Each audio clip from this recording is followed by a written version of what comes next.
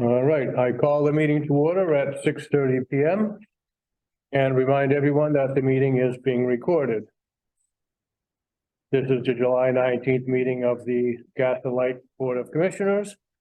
And first order of business, I would like to welcome Sharon Daly as our newest member of the board. Congratulations. Welcome. Thank you so much. I am thrilled to be here. Great, that's good to hear. So opening remarks, I don't have any specific particular remarks. Does any commissioner have any remarks to make? And for me, Just 2 weeks ago, I got a tour of Seabrook Power Station through MWEC. They run it's impressive and terrifying at the same time, especially around the security that they implement. But it was eye-opening and very educational. Just the staff there was. Did they let you in the control room? Yeah, we got to step in the control room. We also got to go into their training control room, which is identical to the Oh, okay. as well. And so I got to sit in the operator chair and Oh, nice. they ran through some scenarios. So Did you push any button? I did. No, I have the reactor got scrammed because they're like, "Oh, you've lost all water on the core." I'm like, "Oh, that like the whole book is light." I'm like, "I don't know." They're like, "Push that button." You didn't spill any Pepsi or anything? No, I was like, they're like, "Push that button." And I was like, "What did that do?" Then just like it silenced the alarm. The computers took care of everything. So, yeah, when they offered that tour a few years ago, the control room was closed. There was some inspections going on or something. We weren't able to get into it. We poked head in. That's yeah, Okay. but we did get a tour. Like we got to walk in the generation facility. So unfortunately, I can't take pictures or anything. But Yeah, it's pretty impressive though. it's very, very impressive. I was their high pressure steam generator. I was very impressed. The nameplate there and everything. And I just really liked the bottom of that said, before installation, operation or maintenance, please read the manual. So I Good advice. I appreciated that. That's something, but it was a good tour. And just, some of the stuff that they're going to be doing in the future, short term, long term, they're actually installing solar on the site there. And, long term, they may be looking at some of the SMR technology in 10-ish years. SMR, the small modular reactors for potentially. Those are gonna be the ideal locations. The sites are already gonna be that way for the next infrastructure. Yeah, there. yeah, and especially Seabrook, right? They were supposed to have a second reactor. Right. So they have the space to do that, while the, reactor one is still online. Right, yeah, better than Wakefield, like we had someone proposing in Wakefield, that we get some of these little nuclear generators and we could put them out in the lake or something like that somewhere, or whatever. All right, very well. I see that we do not have liaisons from the town council, and it appears that there's no one from the public. Is there anyone from the public online who might wish to speak? No, that's me. Hearing nobody, very well, we move to the next order of business, which is the approval of the June 21st minutes. I got a couple of comments from Tom and Jack, which were incorporated. There were just some typos, so those were incorporated in the version that's in the package. Okay, is there any discussion on this or any motion to approve the minutes? Make the motion to approve the June 21st minute. second. All in favor? Aye. Aye. Aye. All right.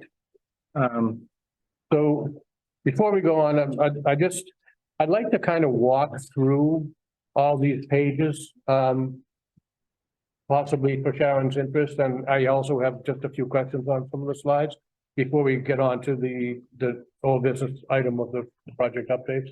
Okay. So on the dashboard, toward the bottom on the left, it gives the summer year-to-date peak, and the peak of June 2nd was 32.3 megawatts. And I just wondered if we could get an update on that, given the heat wave that we've had so far this month in July. What day, a new peak so far is July, what was it? Yeah. 5th? Yeah, Yeah, July 5th is the new peak. Okay. Do you happen to remember what that number is, even just roughly? I don't know where we were at on that date. I'm not sure of what. So yeah, so the 41.3 is the peak Yeah, we're at on that date, so. Yeah. Okay.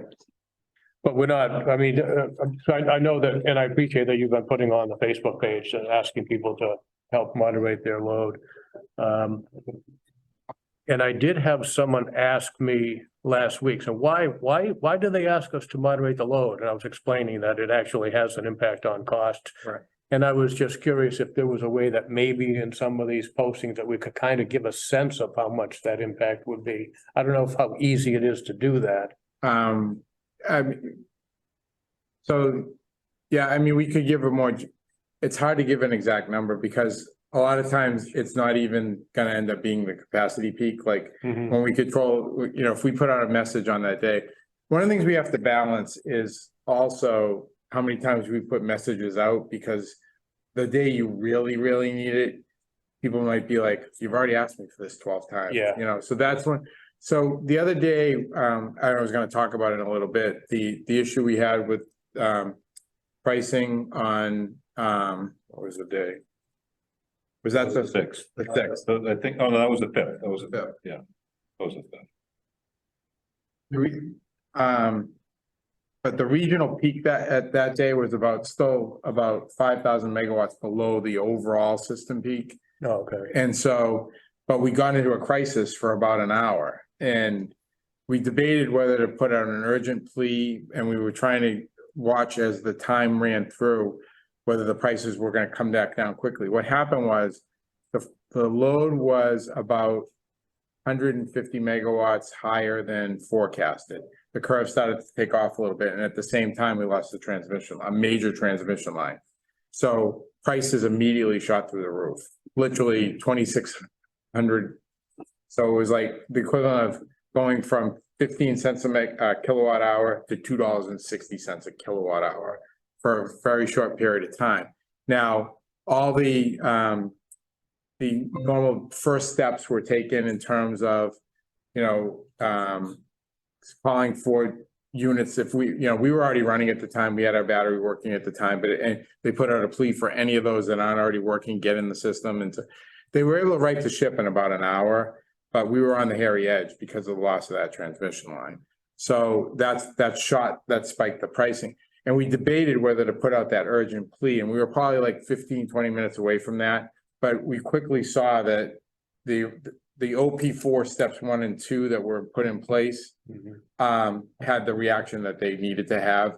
So we didn't want to put out that urgent plea, because if it had gotten to steps 3, 4, 5, then we probably would have had to. So we try to be careful, and they try to be careful too, because they don't want to cry wolf, because they'd rather be there when you absolutely need it. So sure enough, we did get through that, but that's the one thing we battle. So we try to put out like the informative message about it helps everybody, but to put an exact number on it might be hard. But we could talk about and kind of an estimated number to see if there's a way we can. Or a range. Yeah, our range. For every megawatt that we can reduce our peak, it gave us anywhere from X to Y. Yeah, that's dollars. good. Maybe even taking that a step further, just kind of general educate, like, you know, Jack, you were trying to educate that person, because I don't think the average person understands how the transmission, Mhm.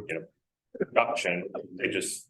Like, Yeah, I think that. and how that interplays, like I've even seen that, they're like, well, I don't see, I don't see that in my bill. I get a fixed KWH. I don't, you're full of it because my KWH is the same month over month. Yeah. Yeah, and I think they think that we're under fixed price contracts. And Yeah. Right. They don't It's not understand why evident it's to the customer. impacting us. Correct. So maybe just having general education of, We've done that a few times, but we can revisit it again. We've done it, you and I did it in front of the FinCom, and so we've done that at different times over the years, but we can do that again.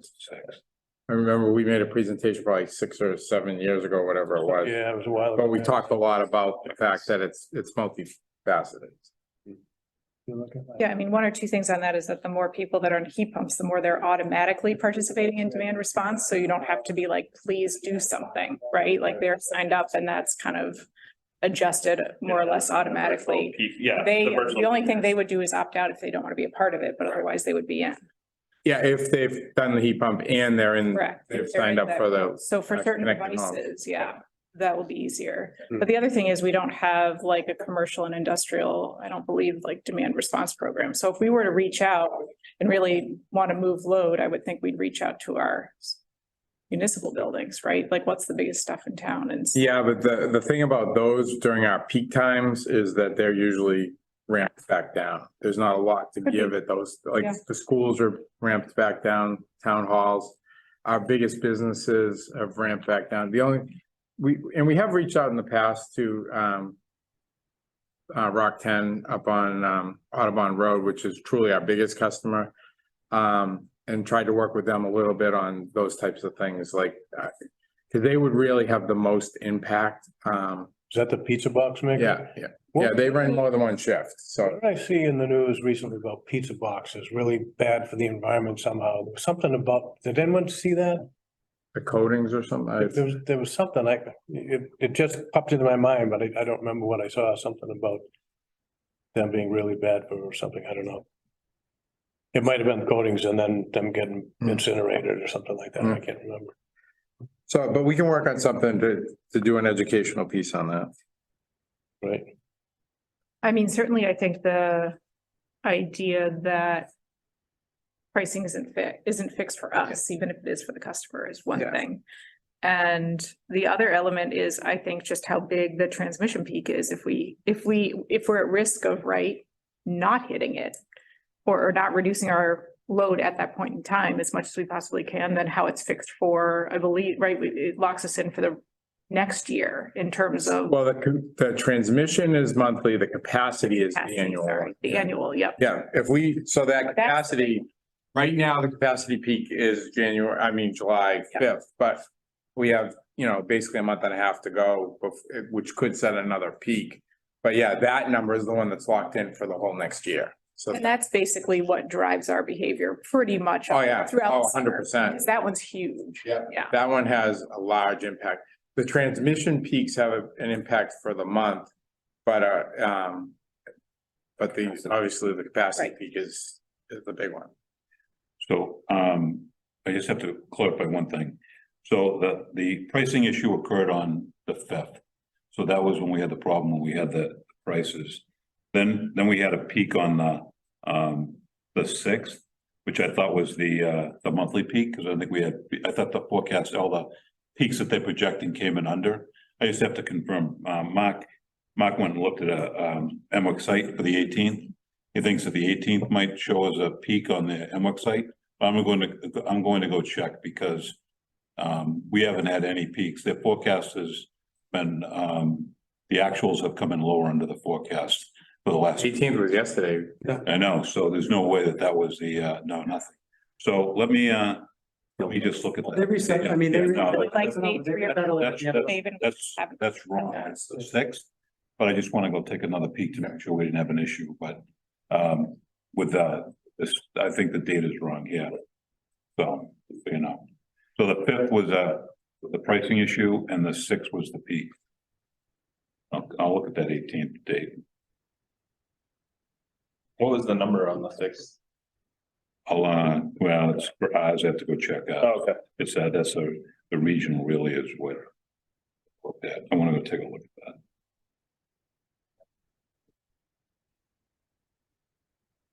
Yeah, that's not, yeah.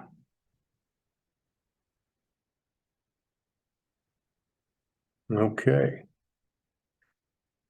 And then I noticed that receivables have come back down to something normal, which is good, from where they were over the winter with the. Oh, yeah, and that's very typical. We, once we get past April 15th and the moratorium ends, we can start using stronger measures. Yeah. A lot of people realize that they truly can play a game in the winter if they want to. It catches up to you pretty quickly. They're still higher than they were in May the last couple of years, but they've come well down from, Part of the driver of that is that the green bar, which is still basically current, is Mhm. higher because our costs are higher. So okay. so if you look at that, the Yeah. green bar is higher because, and again, green is still current. Because it's within 30 days, so it's just the fact that our billings are higher because our costs are higher. Yeah. And I did notice that the red and the yellow, which are the older receivables, haven't really changed much, Yeah. but the green ones have, so. So that was somewhat positive.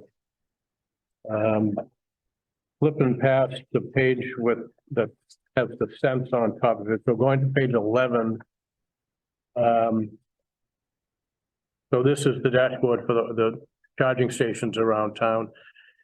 And I was wondering if we couldn't add a graph to this, if it weren't too much trouble, that would give us a sense of which of the stations are getting used the most. I'm just curious about that, if some are getting a lot of use and then others aren't, like, maybe by the head of the lake, they're always used.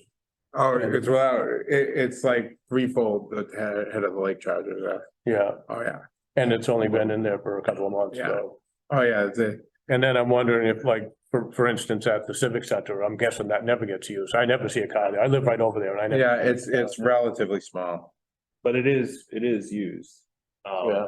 You Oh, can, so, you can kind of see, and it only gives you like right now, like I have it up, oh, you've got it. so like, well, actually, my car needed a charge, but the two over there, at Bethfield were in use, or still in use, but the, one over at the Civic Center, right, if we look here, it was used this morning. And it was used twice, yesterday, and then, the 16th, and then the 14th. Well, and I was gonna ask that same type of question, which is, all these are connected to an app, so the people who have EVs, you and Jen, I know have them, I don't know, did you have an EV by chance? No? No. Okay.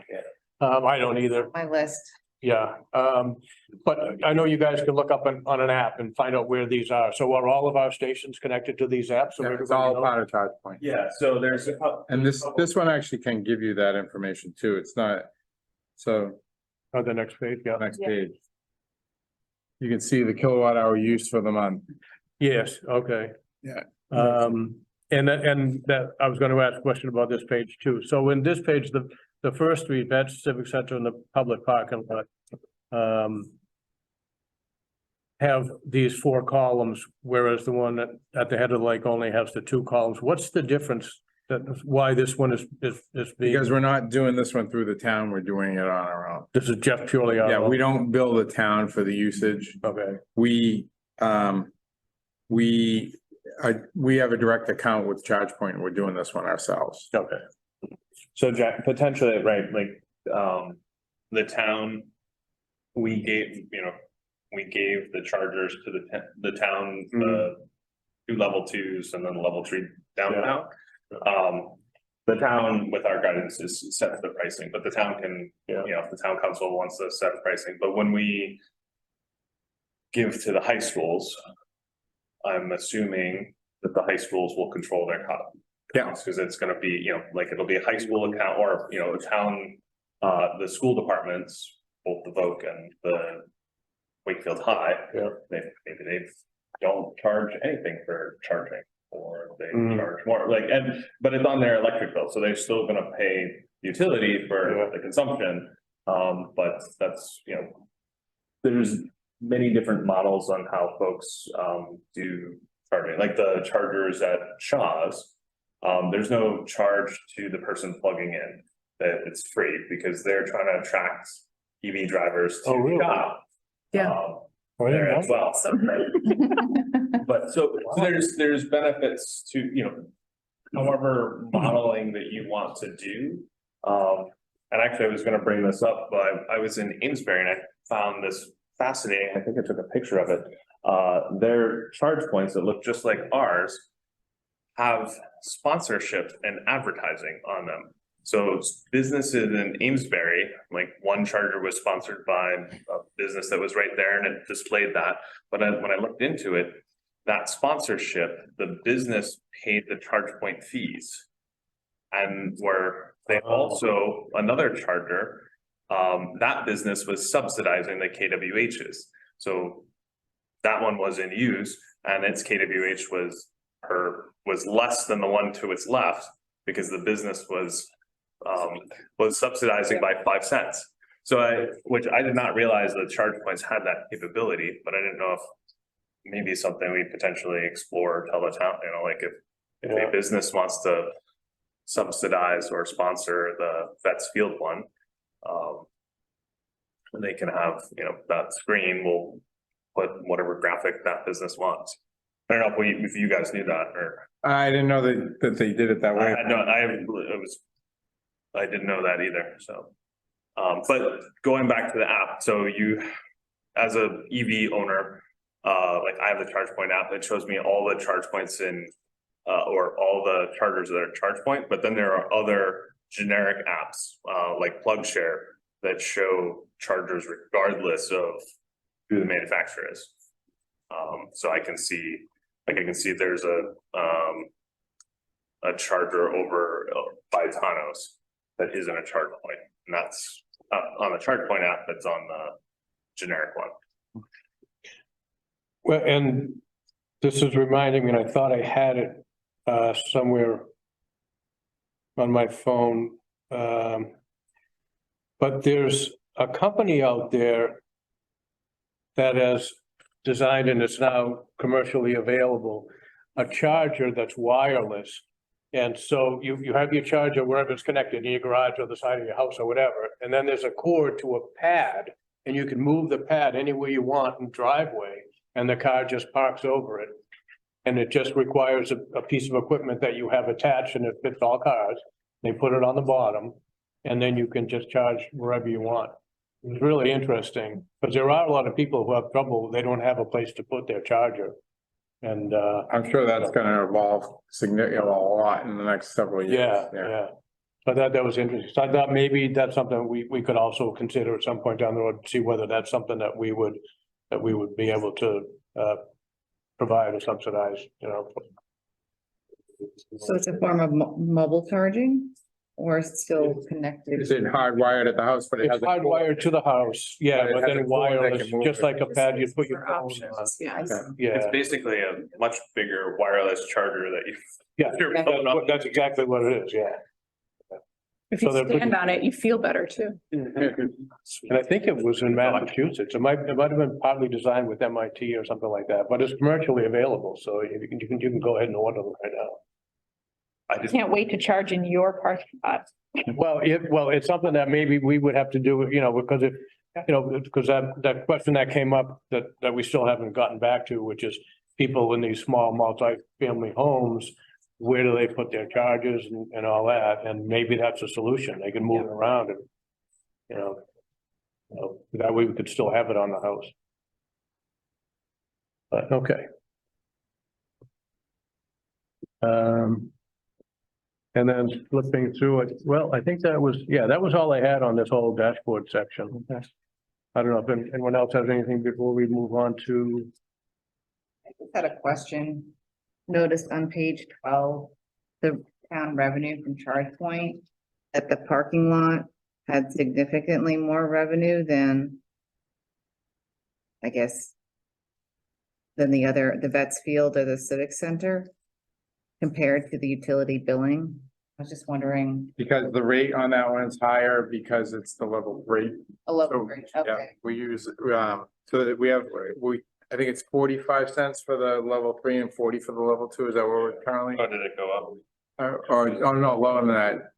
Is it 20? I can tell you, right, where did it go? There it is.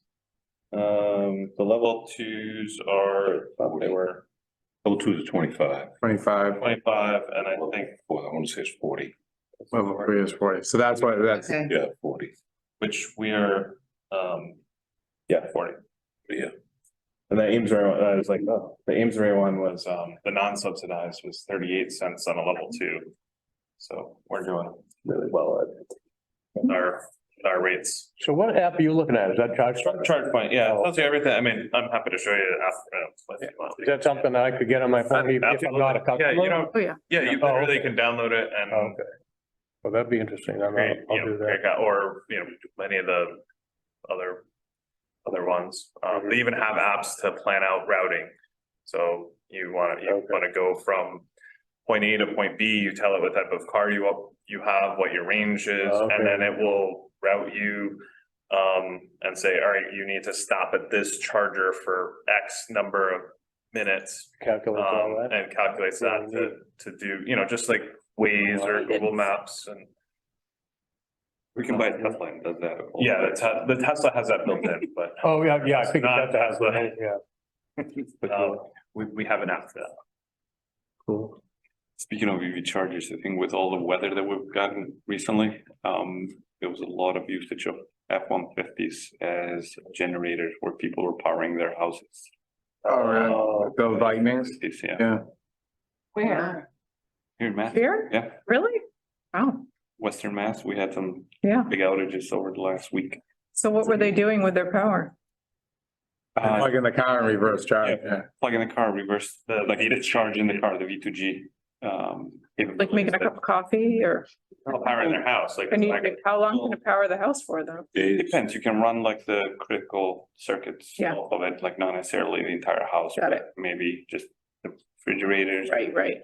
One AC unit, if you have multiple, Yep. but Ford claims up to 10 days. Hmm. no. Yeah. I I mean, don't know about that. sorry, marketing claim, Ford marketing claims running your house for up to 10 days. Yeah, 10 cups of coffee Yeah, maybe. or one day.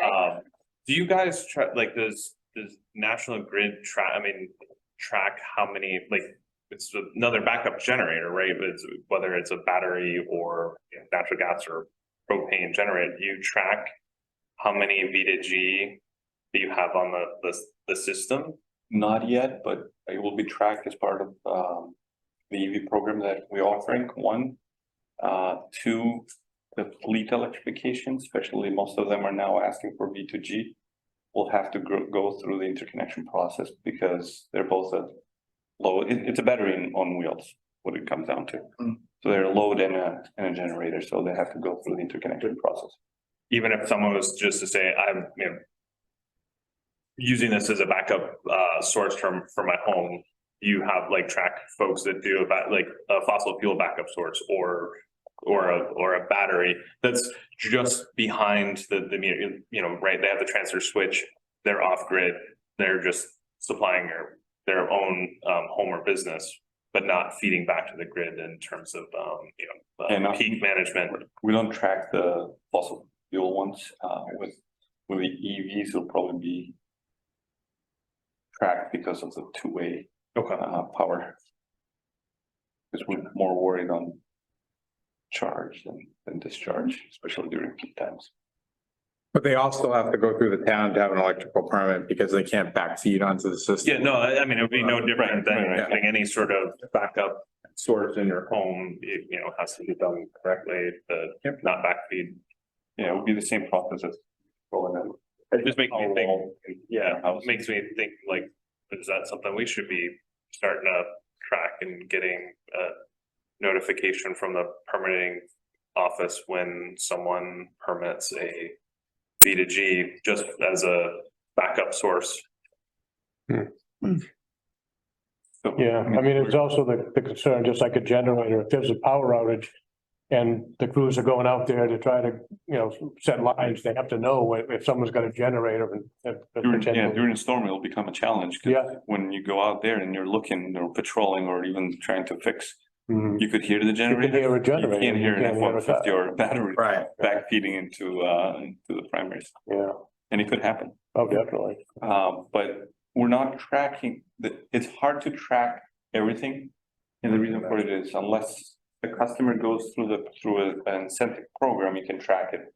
There are a lot of customers that just gonna go off on their own, buy something, have an electrician, go through the process with the town, unless the town is tracking and reporting back on it. There's no way for the electric departments or utilities to. And that's where I was wondering if maybe we should be talking to our permitting department is, Oh, whenever, maybe even any sort of, There's an effort at the state level to try to provide all electric vehicle information to the utilities. Because right now it's captured by the town assessor, and I mean, Joe's been going through the process of trying to get, and they by law, I guess, can't share that information, but it is important information to have for multiple reasons, for load, for incentives, you know, if we knew who had electric vehicles, even if they didn't have one of our chargers, we could still visit them about connected homes, you know, and so they're, at the State House, they're recognizing that whole, there's a privacy issue, but there's also a system benefit issue for multiple reasons to potentially try to share that information. So they're trying to battle through that. even like, not even just the vehicles, but like, we would potentially have no knowledge of someone who installs a whole house battery, no incentive as a emergency backup source. Like there's, they can hire an electrician, pull the permit, electrician installs that with the proper transfer switches. There would be no reporting back to us that this home, has a full emergency backup battery. If like, Unless they've signed up for a program that has net metering. yeah, but they'd have to do that, but we would have no knowledge, and If they haven't signed up for net metering, we would have no way to know. That applies to a generator too. Yeah, so any sort of backup. Propane generator, yeah. So gas generators are becoming an issue on like wealthier communities. Yeah. Because if the power goes out, every single mansion has an oversized generator that kicks on, and now it's creating a low pressure scenario on the gas system. Oh, yeah. To a point where I think this past winter we had to shut down the gas system in Cohasset. Really? Wow. During an outage or like? During an outage, Yeah. yeah. Because it's you're my neighbor, you got a generator, I'm gonna top you off, I'm gonna get a bigger generator. Yeah. Well, yeah, that's what Because we my do, kid right? cannot That's what stay we without PS5s and. Yeah. But to your point about the EV chargers, I think the technology is evolving to a point where today it might be just a charger. But that same customer, like if you're looking to change your electric car and you're going and getting one that has BTG capability, most likely you're not gonna be notifying the town or the utility. So how do you keep track of all of that unless all the data is shared, like Pete was saying, the manufacturers, the capabilities of the vehicles and. Like grid vehicles, which is very Yeah. private information right now, but they have all the grid- data. Obviously, I would think, an electrician is doing the proper things, but there's, grid safety. And then there's being able to leverage that as virtual peakers as well to, load management. That's a huge thing. I mean, being able to utilize that especially I mean, right now it's nickels and dimes and small things, but once it gets to scale, yeah, Really quickly. once it gets to that level. Actually, I'm not keeping up with it, but yeah, eventually we'll get there. I mean, I went parked on Tuttle Street to pick up Maya the other day, and 5 EVs were all parked on the street, like just. They were, I don't know what, like, but we're starting to get to a fairly critical mass quickly of so it's, something that we have to just keep an eye on.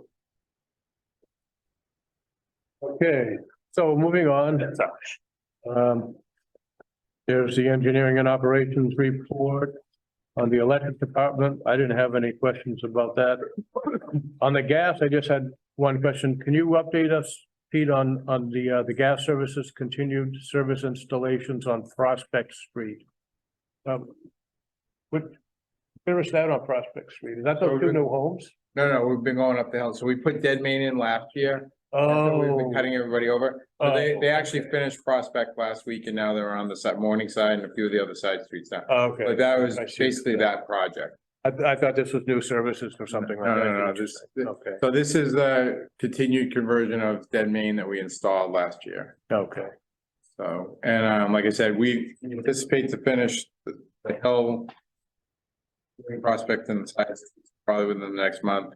Then we have some dead main on Central on the other side of the lake, and we'll be pretty caught up on all our dead main. We did less dead main this year because we still had a backlog and also financial considerations. So we did less dead main this year, but by beginning or end of September, we'll be caught up on our dead main, but we have a lot of other stuff to get caught up on before we put more dead main in next year. I did see somebody complaining on one of the Facebook community pages that the DPW isn't doing any paving this year, and it really seems like they're not. They did Pleasant Street, and then, do you have any insight? Yeah, they're trying to do it more comprehensively, so you're not noticing paving necessarily, but they're doing a ton of sidewalks to prepare for it. So they're doing the first steps. Okay. So I think what you'll see in the September timeframe, because they're doing a ton of sidewalk work right now, which will lead to having the whole road ready to go for the paving. So I anticipate there'll still be a lot. This, I don't know if you saw, Verizon probably got that, the last pole will be down today, so I think this project is also in the offing right now, which is redo this whole street, include a wider bike lane, improve the sidewalks and the whole thing, so that was part of the reason we moved those poles up against the fence at the cemetery. It'll have a major impact, so this whole corridor is gonna be redone pretty soon.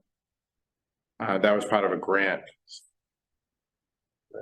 Back up to 14 and 15.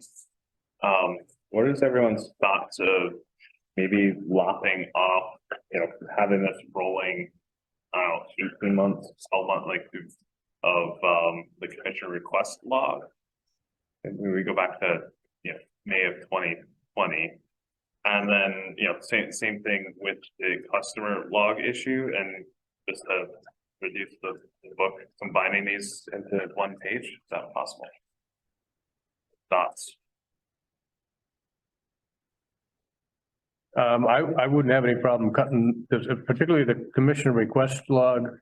Yeah, I mean, it's going back 3 years, over 3 years now, so, What do you think? Do we take a year? even a year is enough. I mean, so we go back to July. Yeah, 22. it's like a rolling 12. Yeah, unless there's something that's not complete, that should remain. Yeah, that should remain, like, if it's not complete, it should, Yeah. rolling on the completion date. Absolutely. Do you think 12 is good or 8? I don't have a problem with 12 months.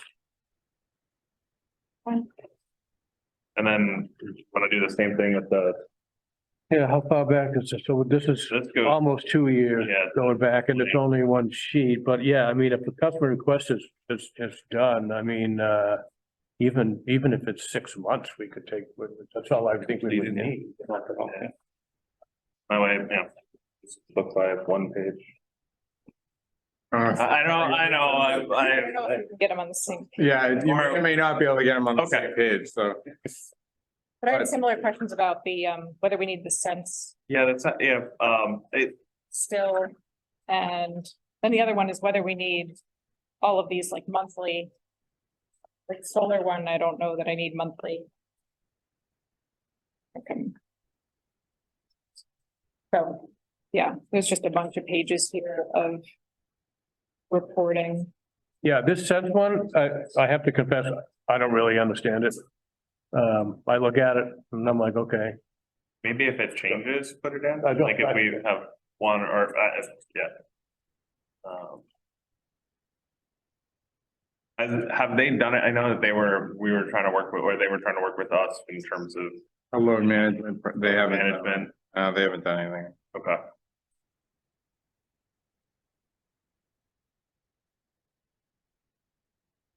Yeah, I'm okay with, cutting that if we're looking. You have it on a biannual, yeah, it's like, here's what it was. We increased by 4, decreased by 1, or.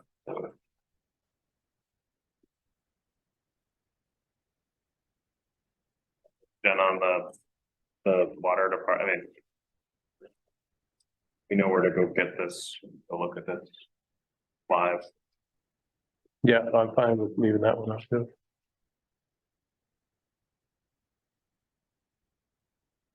There ever been any request to have this information or no? And we added it at the very beginning, just as we were getting going, to just have an initial baseline, sense of what's going on, but I think now that we know the systems, we probably don't need it on like a monthly, updated on like. It's more like if somebody from the public is asking and it's Yeah. different people on a monthly basis, then. But and it's public, I mean, you can log in at any point in time and go look at it. Yeah, I also don't find these dashboards to be the most helpful thing for customers. I think it's helpful for us, but they're pretty technical. Yep. If I were to give customer information, I would not give them this. I would No, give them something no way. completely different, yeah. On the new customer project, if a new one, can we like put a star or designate when something new pops up on here, somehow call it out, highlight it? And just selfishly, so I don't have to compare last month's to this month's. Change the font color to look red or something. Yeah, anything. So what would be new? Like it's something that starts, just the permitting phase? No, it added to the list. Yeah, if it's added to the list, like, Add to the if you list. add something like, Yeah, you know, yeah. put us, you know, Yeah. the Yeah. asterisk, star. Highlight, just so, cause that's what I've literally taken, I'm like, what's, come up? Okay. Well, that begs the question, I mean, the last two on this list are bolded. Were those considered to be Yeah, new I'll separate them, this month? put existing projects and then anything new for the month, we'll just flag out as new. That's Okay. easy, yeah, that's easy. So those two at the bottom though are newer, right there, yeah. Yeah, so we'll just, Maybe we'll call them on red or something. yeah, I'll flag it out so that it's, I'll make some references on, some of these are just projects that we know about status. So I'll give a current status on the projects that we have, they're aware of, and then identify for the month what's new. And then the following month, those will move to the lower one, and then we'll just, list the new projects. Did the head of the lake finally give you the green light to order the transformers hit or no? The what? The apartment? Yeah, no, not yet, no. No, they haven't. They started demolition, right? Yeah, they're still doing the demolition, correct, yeah, Still nothing. Yep. yeah. I'm only gonna believe it when that building Yeah, is they're, down. they, Until that building, they've torn up parking lot, but they haven't torn down the building yet. When the building's gone, then it's moving. we just disconnected the service to it just a little while ago. Gas was a while ago, electric was, yeah, I saw the fence had gone up around the. Yeah, the fence has gone up. They've been ripping up pavement, but I'm not buying it until that building comes down. Mow the lawn, Oh, they're never gonna do that now. 8-foot tall lawn. Yeah. And the potholes and all that stuff. mess. It bumps around the back. Yeah, it seems to be moving, but they also have a very staged plan now. They're gonna do 3 buildings and the plan right now is to do the furthest from One at a time. one at a time and do the furthest from the hot dog stand first and work their way back. So. It'll be interesting to see how, because I think a lot of the tie-in stuff's gonna be closer to the other side.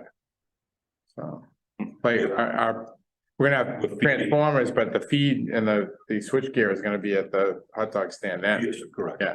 Yeah, that's right. But the first building is gonna be the furthest away. Yeah, right. So they have to build all the underground infrastructure. Yeah, that's right.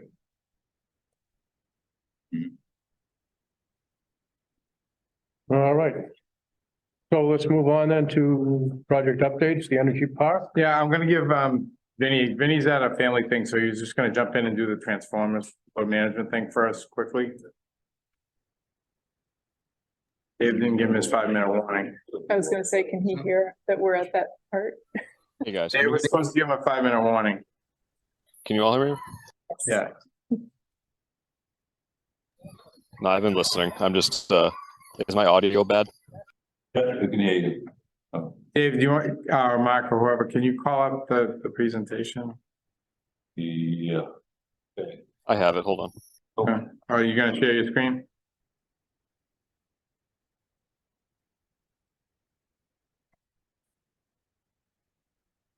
We just wanted to share a little information about it. I mean, it's timely because we've been using this tool a little bit lately, so we thought it'd be informative to share. So we don't have an AMI system, we have an AMR system. But the work that Vinny and the team have done on utilizing that system, I would argue, puts it in very close proximity to an AMI system for the type of things we use this tool for. So I wanted to just share one of the things, which is transformer load analysis. And the way we use the tool, I think is pretty effective. And so, go ahead, Vinny.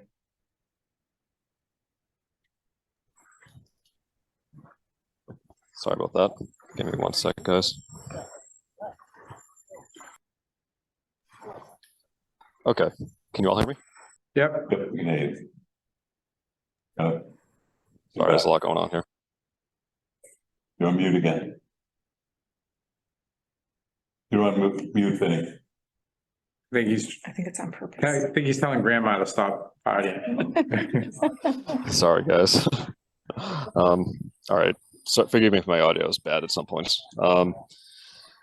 Anyways, the transformer load tool, we use the AMR system, and if anyone has questions on how that work, I can let you know. But we gather hourly data with the fixed AMR network, and we use those hourly reads to get hourly demand. It's not 15-minute demand, but hourly demand. Still more than accurate enough to calculate transformer load quite accurately. And our GIS, we've set it up so that every single line of transformer is linked together, what is called a parent-child setup. And that tells every transformer which meters are under it. By knowing that and then getting the hourly reads, it can calculate, and you can search by any dates, or you can search by percentage overload. And yeah, so it kind of comes out how it looks in the chart there, and there's a little snippet of our GIS there. So you can go to any hour on any day, and you can see what the loading was on any transformer.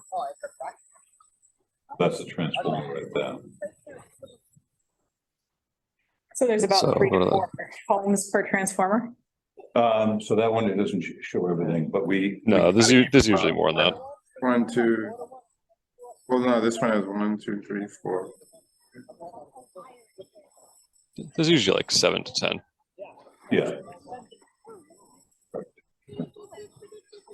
So Ben, what you're how looking do- at there though is that there's 3 services off that pole, but there's a secondary crib which connects multiple poles. So probably the rest of these services that are further down in either direction are also fed from that transformer. Right. So what do we do with this transformer load tool? So we gather a lot of data, but what do we actually do with it? So every spring and summer, I go in and we use 130% as a number. That's not arbitrary. It's based on what we've seen in the past, what is too much and what isn't. And 130% is generally still okay, but that's what we use to give ourselves data to look at. So we'll go in and have it say, we had a really hot day. We'll set the day range to that time period, look at what was over 130% loading, and then we dig deeper and decide what to actually do with it. Sometimes we'll split the transformer crib and add another transformer. Sometimes we'll just put in a bigger transformer and then return the smaller one into stock. And the best thing we can do is actually look at the other transformers nearby and try to rearrange the cribs just by connecting and disconnecting the secondaries. And then we don't have to do any transformer work or take any outages. And we just try to even things out. So this spring, we took care of 6 transformers. Past couple years, we've done it a little bit more, but we've kind of caught up on it, honestly. So we'll come up with this list and a little description of what to do and give it to Paul, who goes out and takes care of it. We So also it's not only identifying it, but it's the action plan that they look into and make the best decision. exactly. And we have a lot of data, so we can really look at it closely and make sure we're not replacing transformers when we don't have to. So yeah, so that's what we do with overloaded ones, but we also look at underloaded ones, which is not something I think a lot of people do, but there are a lot of transformers that aren't being used enough. So I'll look at some that might be under, 30, 40% as a peak, right? So the peak is under 40% of their loading, which means on a daily basis, they're, much lower than that. And we'll go and connect, they might just be feeding one house or two houses. So we'll connect them to an adjacent transformer and then take that one down and put it back in stock. And this is a big deal because transformers, especially pole mounted transformers, are nearly impossible to get at the moment. The ones I just ordered are not coming here until 2026. So the lead times are bad. And this is a good way to balance the load on the system without having to buy new ones. Now, And- yeah, what Vinny just said is true. The quote he just got at the beginning of the week for our next order of transformers, the lead time is 3 years out.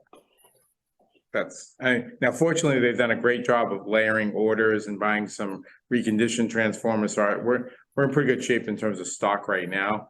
But if you think about the concept that was a 12 to 14 week thing several years ago, and now we're talking about 3 years. Yeah, and the costs have tripled. So it's a good thing to save as many as we can. This is all still lingering from COVID, all the supply problems. Yeah, global supply chain and Yeah. price gouging too. Yeah. And everything. So So I just wanted to show you too what we did recently after July 6th. It was really hot out. So I ran the report and we had one that was up to 146. So I looked at it, has a lot of houses on it, not too many, but maybe you have a house that put a pool in or an electric vehicle or something. So it was more than last year. So we just knocked on doors, told everyone, hey, we got to take a half-hour outage here. Took the transformer down, put a bigger one up. So now that one's all set. Now we kept the other transformer so we can put it somewhere else. So we didn't waste any stock.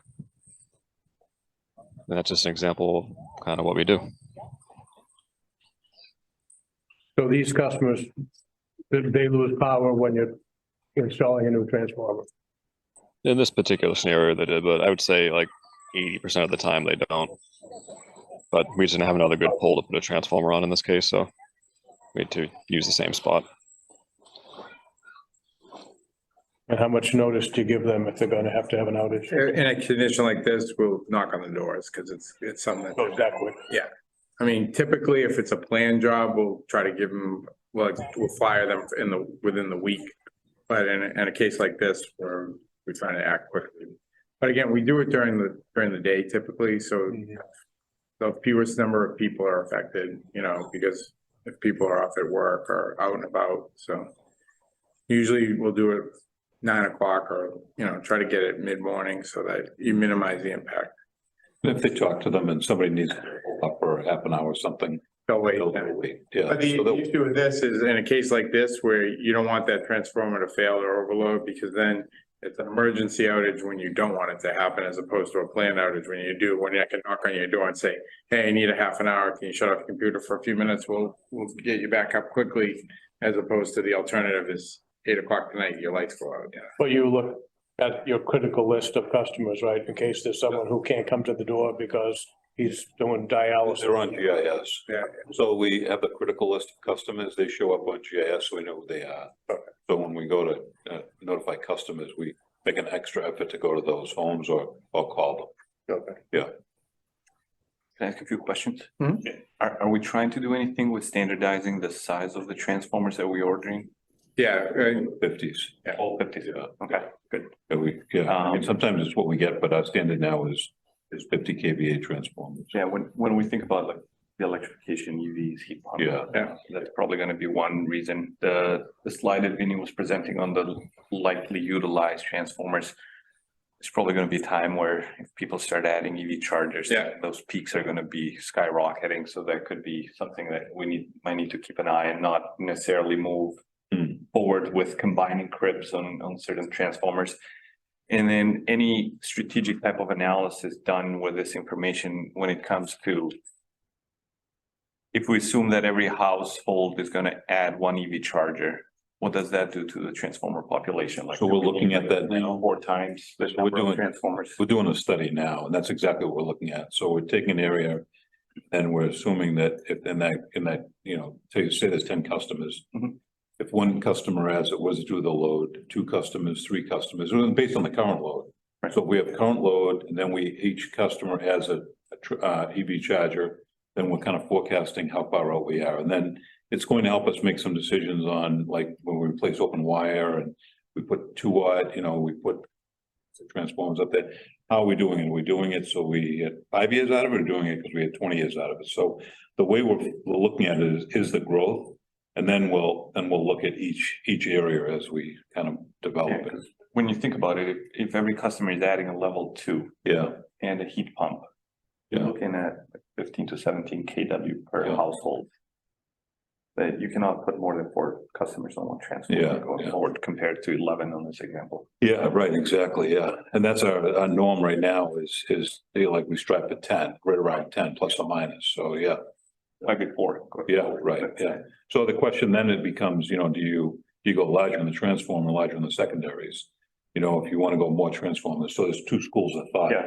You know, what do you do? So the issue is if you already have 50 kVAs and you already have 2 watt and your load starts to grow like that, then it's better to just split it and add a transformer. Agreed, I agree with you.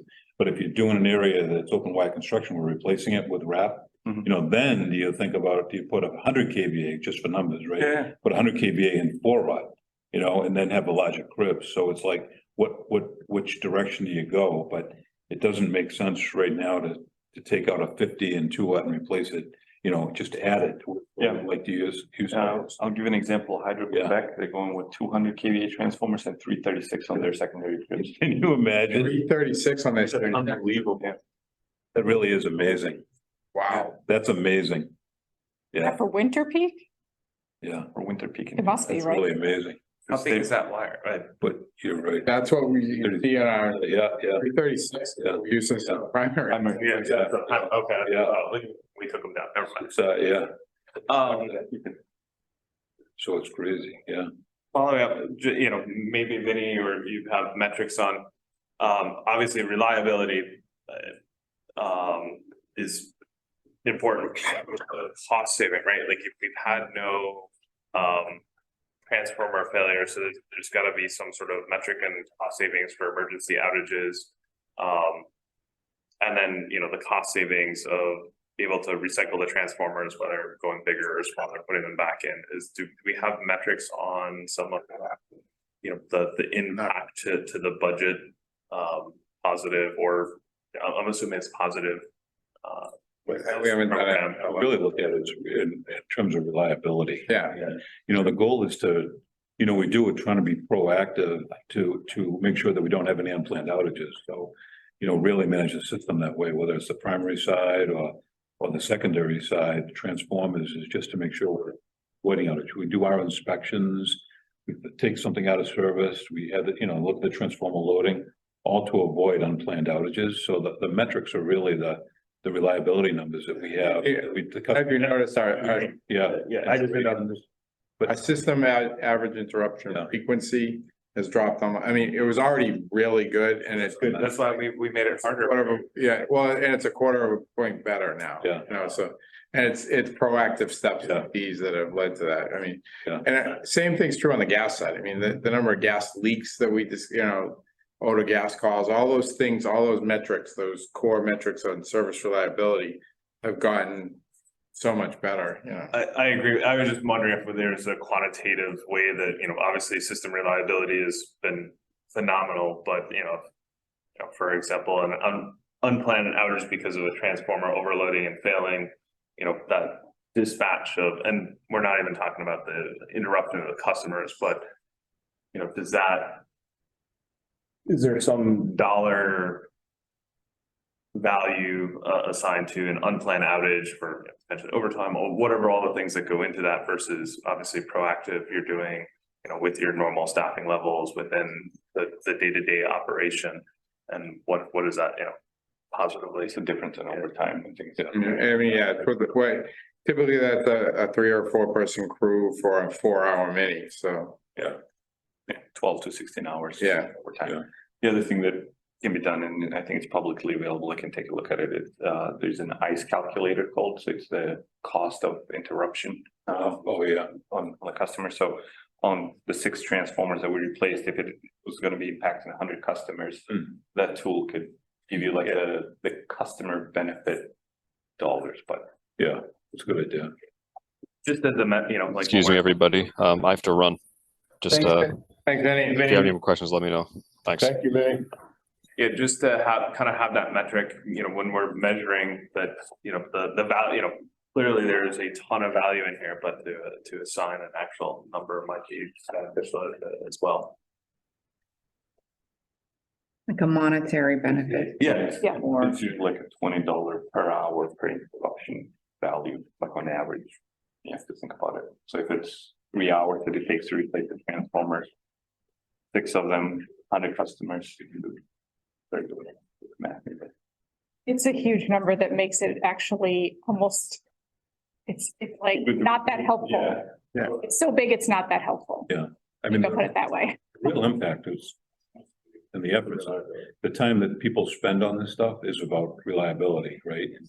I mean, the focus, Vinny's time, his time that he spent is really to benefit the customer in that way and keep the cost down by not having those overtime calls. I agree. Then you add that financial benefit and that level of, detail, right? And then if you want to report on it, how does that help you manage the system other than you're already being proactive by identifying a potential problem and taking care of it during straight time hours in a controlled environment, minimize the impact of the customer, doing all the other things, all things that are right that add up, that help.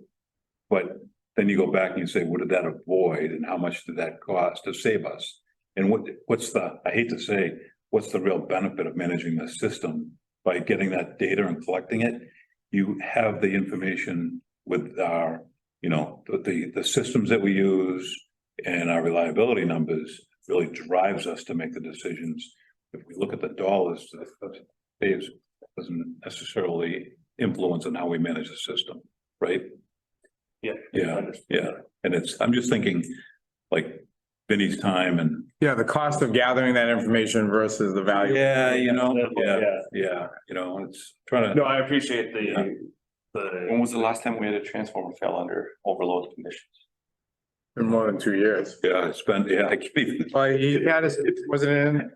We had a lot too, Elton, not a lot, we never had a lot, but we had transformers that fail. Yeah.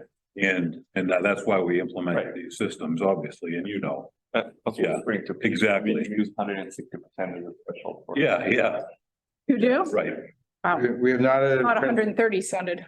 yeah. Since we started, Pretty good. we've been using the tool for over 3 years. We haven't had an overloaded transformer fail in over 3 years. Yeah. This is hugely important and I almost want more. I feel like a annual update or something. I don't know. I mean, I'm looking to people, like I almost want to see a system-wide annual update with some kind of key metrics in there. Because I think it's gonna be, this is gonna be happening right in real time for a while. And the costs are huge and the lead time is huge right now, and I don't know when that's gonna change. But I have tons of questions and would like to spend probably a lot more time on this than we have allocated tonight, so. Some of my questions are just, does 130% threshold give us enough time to act? It does. Yeah, Does it? because again, it's at 130% threshold at a peak time. Yeah. I would say For a short period. 94% or 95% of the time, it's not anywhere near that. Yeah. Because it's, you're looking at it only at the peak hour of the peak day, and when you're taking those snapshots, but typically it's not, I mean, Ellen was just saying they run theirs on 160. 180. That, like, if you have, 2 or 3 of the, I'm just trying to get a sense for how sensitive all this is. If you have 2 or 3 people on the block that get an EV, are you going from like 100 to 160? Yeah, that's why he runs. Yeah, it's different. Yeah, right? But he'll run it in the spring Yeah. before the season starts. Now, don't forget the transformers aren't heating up in the spring, obviously coming out of winter. that's why he takes that snapshot in the spring, and that's where he's catching a lot of that information. Okay. So that's a little different, the EV chargers, so that's a slightly different process that we're looking at, right, and we're following. Is when people pull a permit to put a charger in, then that we know that will be added load, so, so we'll add that to GIS, that charger. We'll monitor that, and then we'll focus on those areas too, so we'll look at where chargers are being installed, and we'll monitor that. That will be monitored more frequently. EV, transformer loading will be monitored frequently as well, more frequently, but with a focus on EV charges, because we know that that's going to really drive the load. So, Okay. so we'll look at that, and that's what we're working on now. Yep. Working close with the building department, Yeah. monitoring our customers. We add it to GIS, we look at the load that's added. We're doing a study right now with one of our engineering co-op students that started over the summer. They're taking a look at what will happen with the EV charges on the current load, and then as we add them, and then we'll just keep the process going and monitor them. Like when a load is added to the system, a lot of times the customer added load and we didn't necessarily do anything about it. They would just go through the paperwork and upgrade their service from 100 to 200. Right now, we're saying to them, okay, you have to come to us and you have to tell us what you're doing. Why are you going from 100 to 200? What load are you adding? So they tell us heat pumps, they tell us EV charges. We take that system now, that process, our application process goes, I review it, Vinny reviews it. Now we know that load is being added to the system. Before we just sign off on that, then we look at the system and say, okay, what's the impact? And we kind of follow it through. So because we know that load growth is coming, we're putting a system in place to manage it so that we can stay ahead of it. So we don't have any failed transformers in 6 months. We know as the system develops and the load increases where we need to build up the system in advance of a system failure. Okay. That's the intent, and that's how we currently are moving through managing the increased load growth. Yeah. Okay, Time on use rates is going to help too, because yeah. it'll be off peak Yes. that we just instituted a few months ago, so. Does that make sense though? Yeah, absolutely. And then my other question is just, with transformers being such a high cost, are there other alternatives? Like I see this example where there's like a block with a lot of pools, are there other ways to kind of mitigate this? Or are we pretty much looking at like full-fledged transformer replacement across town? Or, multiply that by 3 transformers. I think it's really, it's trying to balance it. It's trying to, figure out. Really isn't an answer. If the load's there, you gotta serve the load. So you're gonna either do what Vinny said, which is split the load, add a second transformer, or upgrade the size of the transformer. There's no other solution. We can implement the load management programs and try to encourage off-peak charging but at the end of the day, you can't rely on that as being 100% effective. So you still got to look at that peak load and be prepared to handle. In the old world, like even 15, when I got to Reading 20 years ago, they had a lot of internally protected transformers. They had an internal circuit breaker basically, and it would trip on high load. And the first night that I worked a heat wave, we had 130 of them trip, 130. And they would just go around and wait till after 11 o'clock and flip them and reset the breaker. And after the second night of this, I'm like, we're replacing all of these. We ended up, that summer, we did 207 transformers on the Reading system because we couldn't live like that. So the whole idea of like trying to load manage it is, you still need to be able to, you need the backbone to serve the whole load. So I think on that too, what you have to do is what Elton talked about as well. It's really, it's us looking at the system to build it, spend the money one time to build it for the future, right? It's not to spend money on, on an undersized cable. It's only going to give us 5 years when we know load is growing. It's really to say, okay, what do we need to do? We move already from 37.5 kVA transformers as our standard to 50 kVA transformers. So we're going to shift the size based on the load. So it's really about designing a system that can grow with the load, right? And not be impacted. We don't want to go out and replace it in 5 years. So, the decisions we make now are meant to last, 15, 20 years, right? Not 5 years. So those are the decisions we're trying to make. So we wouldn't say we can't provide you a service, but what we can say is when we upgrade that or we do something, we want to make sure it's going to last a while and not putting a Band-Aid on it and only have it last a year, because that would just be a waste. We definitely don't want to come back and replace it in 3 or 4 years. We want to make sure we plan for the future. And that's really what we're looking at now, is trying to plan for that. And that's, I think, where the benefit, the financial benefit comes in, and in all the systems that we have, and the load, the transformer load management tool, working with other departments, is trying to make sure we close all those gaps so nothing can sneak by us, you know, and then make good decisions along the way. And so if you know, to get to the end point, I guess, do you have like an estimate of what the costs, the transformer replacement and augmentation costs will be, and what the time frame is for all of that? Like, I mean, kind of plan like that?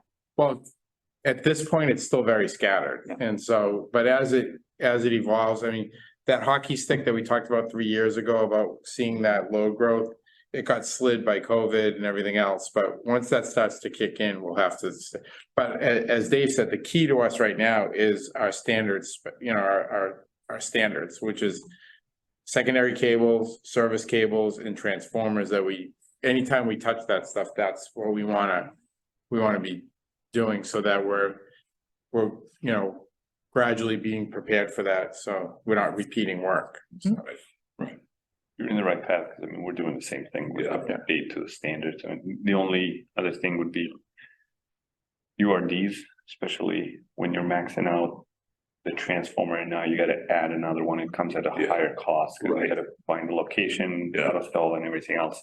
We're also looking at dry type transformers, solid states. There's some Siemens, I think it's the company that has produced a few. That's interesting. There's still, like, we're working with EPRI to do a lot of testing. Yeah. Those transformers, because there's a lot of unknowns Mhm. about them, but I'm sure it'll be publicly available once EPRI finishes their utility bill. And do we have any, study. I mean, do we have any concerns that with the 3-year lead time, we're gonna run into issues with? Not right now. Okay. We're doing. Vinny's done a pretty good job of staggered and layered orders, so we're overflowing with transformers right now. And I think we have enough that are planned to come in, even if they're a few months late, which most every order has been late. But that's why he's looking at an order today that we're not gonna see for 3 years, so. So even if we do see Which is amazing. a spike that we don't anticipate, Yeah. we'll still have some buffer, I guess. We right now, we're good on all our projects, so we've anticipated the lead times on transformers for our projects, and we've communicated that to our vendors, and even ones that don't include any contractors, rather. We've talked to them, and in our own projects, they get designed based on the lead times, what we have, so Vinny's done a great job with managing the transformer issues.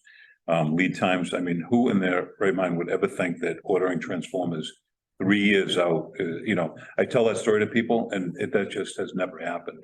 So, and we're doing it, which is great. So I feel comfortable that we don't have any, you know, issues coming, you know, that might catch us. We have the stock. Eventually, it's gonna get, a piece of it is demand. Yeah. Because of EVs and because of heat pumps, but a piece of it is the toilet paper thing from COVID too.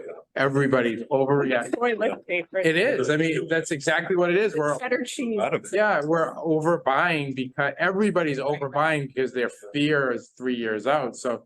We might, I mean, the order that Vinny makes might be 25 transformers for that order, and we're gonna order 50 probably because we need enough toilet. Mike says no. Yes, sir. What outside of a transformer overload, what are other causes of transformer loss? Like Lots of animals or. Yeah, squirrels, squirrel guards, yeah, I'm assuming like someone hits a pole in the transformer, yeah. like it's needs to be replaced. And I'm confident that you guys are planning for that, but do we have a lot of those or not a lot of? Pole strikes relative, I mean, not more than 5 a year. I mean, you can't control driving.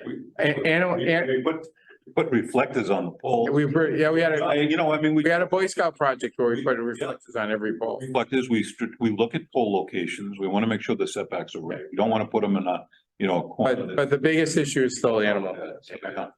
People text. Yeah. Yeah. No, absolutely. I just was About it, but it's not a huge driver of, it can cause a lot of problems and create it, but it doesn't happen enough, and it's hard to And then just Oh, boy. outside of an extreme event, right, like if everyone's short on transformers, like a massive storm, is there pooling resources, like what happened down in Florida with the, like. MWRC has a project that they're working on right now to try to mass order, and actually, some of you have seen the land out there. So they're talked about creating a project to mass order a bunch of transformers to be available as a surplus for. And not necessarily just the ones that are, I'm thinking also more of the, like if, the larger specialized ones that go in the, why am I blanking on the word for that? It's like substation. Substations, right, where, and if an event happens there, whether it's of nature or of not, is there resources? Cause some of the, like I've heard some of the ones. So that gets back. 4 years.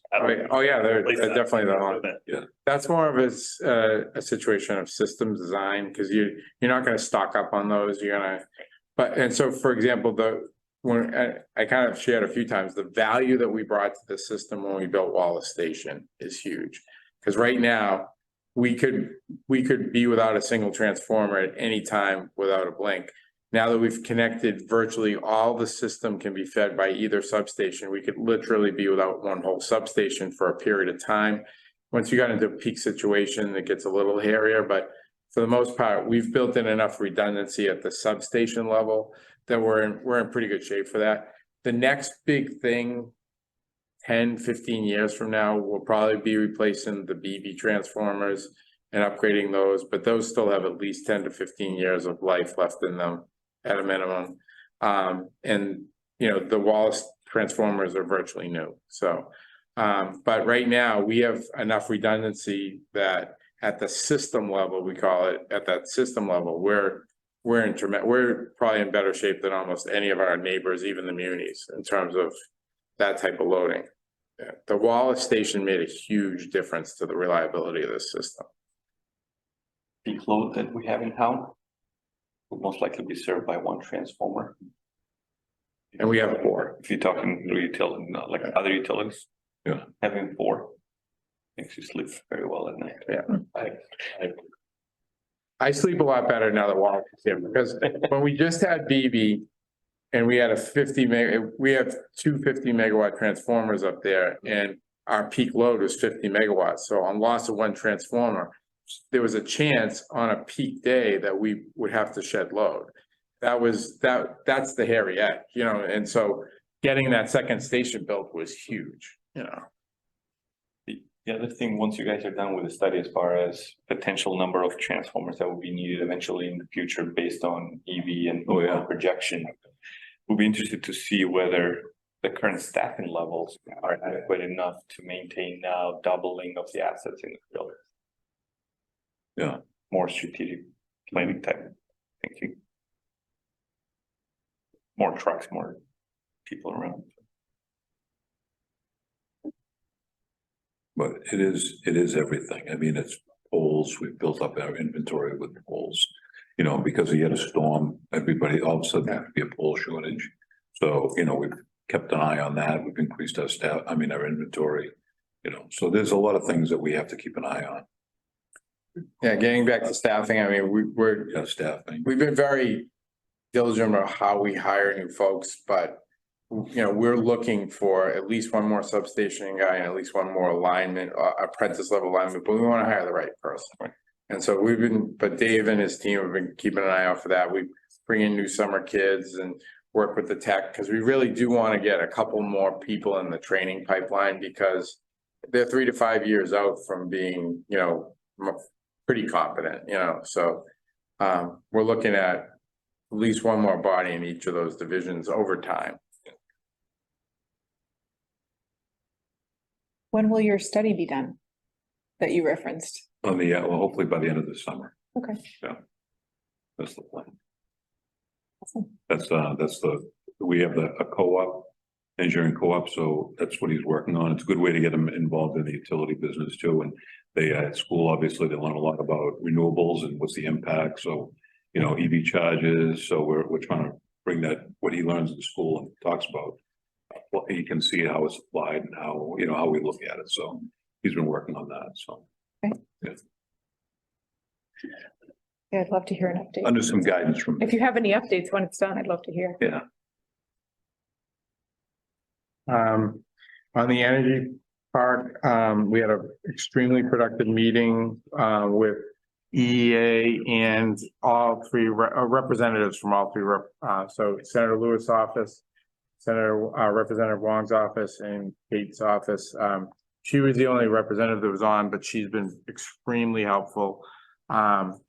The bill, the home rule petition, EEA provided some updated language that they would prefer to see. It's been shared with the State House. It's been referred out of a committee with recommendation to pass. It's now in a next committee, which is the committee that does quote unquote third readings.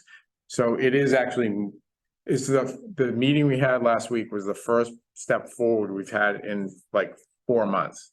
So it's very positive. The direction, at least the ball is starting to roll again. It was kind of stuck in a hole for a while, I felt like, but we've got the ball moving again. So so we've been working between the energy office and the State House through their liaison to provide revised iterations of the language that will ultimately go through a process that includes a third reading.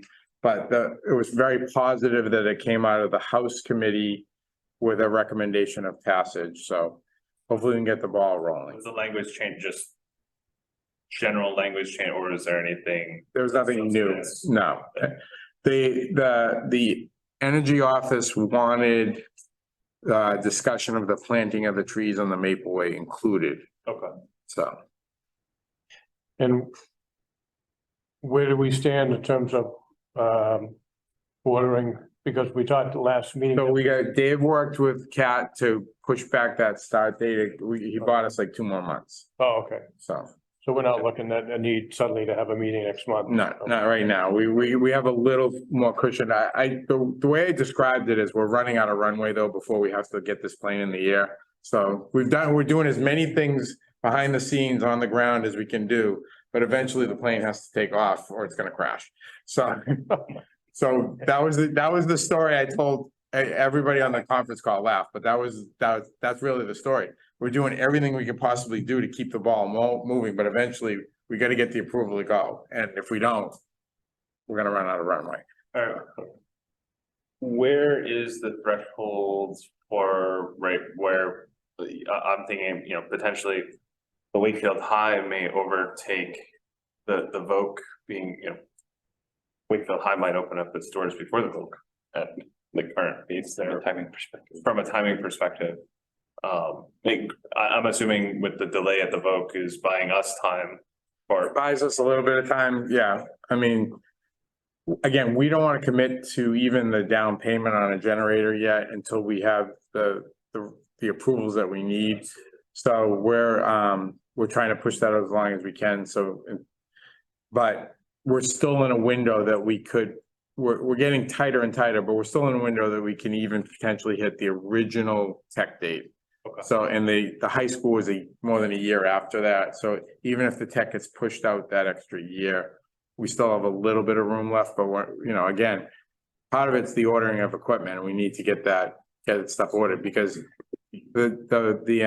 some of the switch gear is, year away, and more than a year away. and that's not getting better. No, nothing's getting better. no.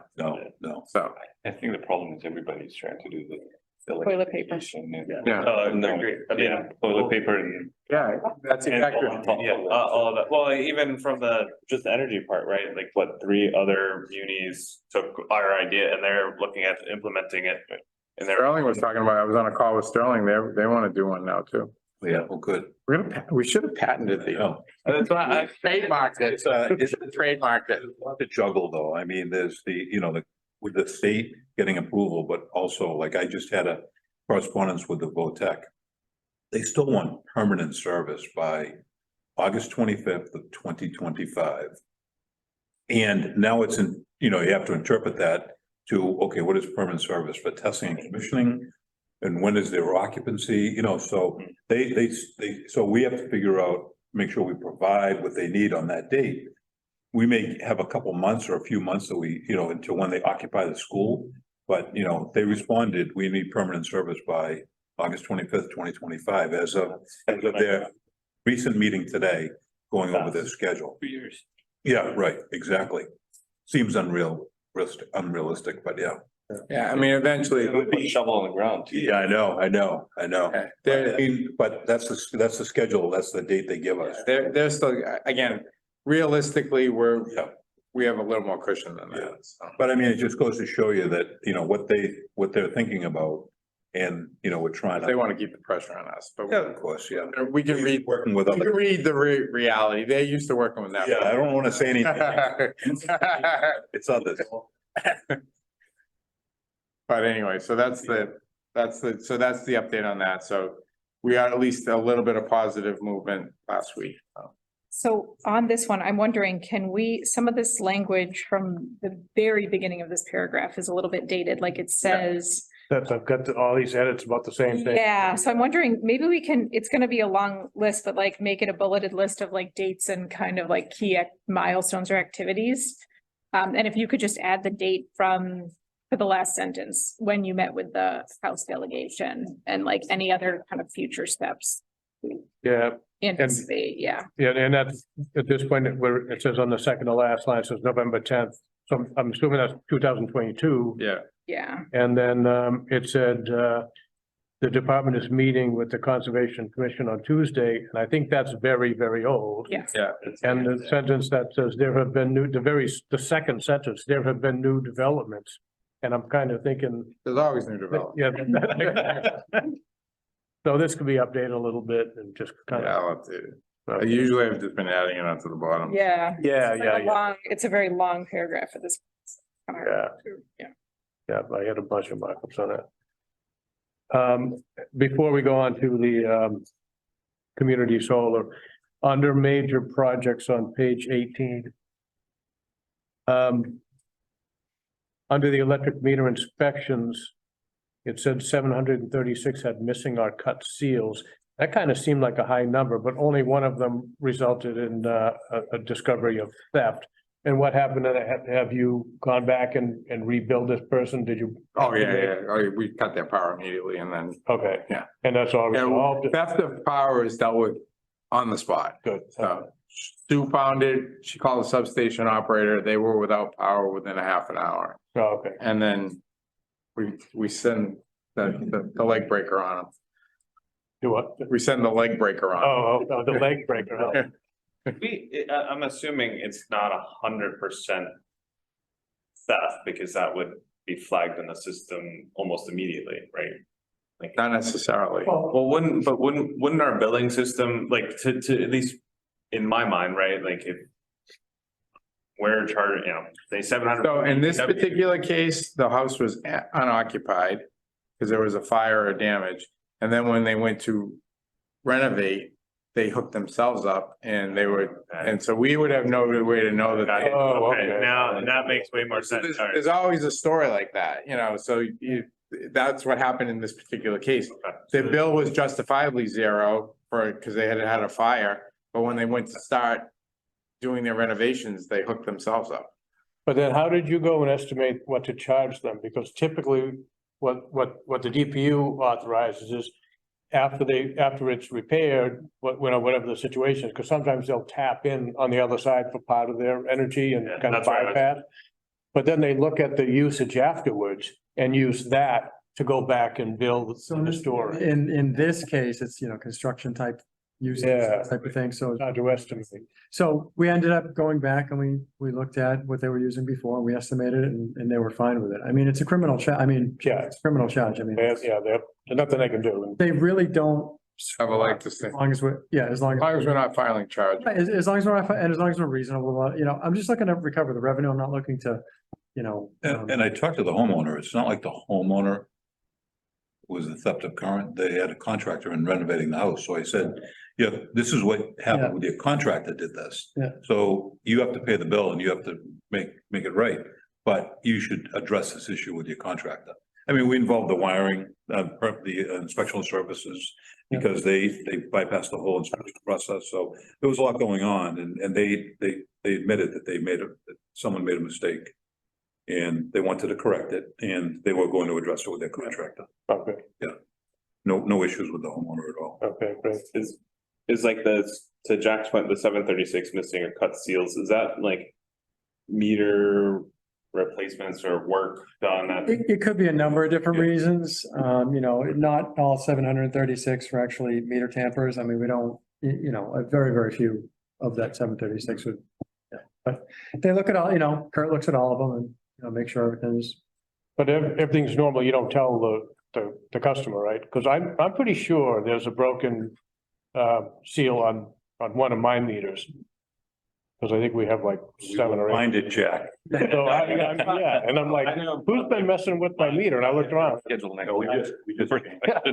I know that my Don't press. Cut off by the time you're. there on mine when I upgraded my service as part of my renovation in 2013. And I actually asked my electrician, I was like, you put that back on? He's like, now the utility will do that at some point.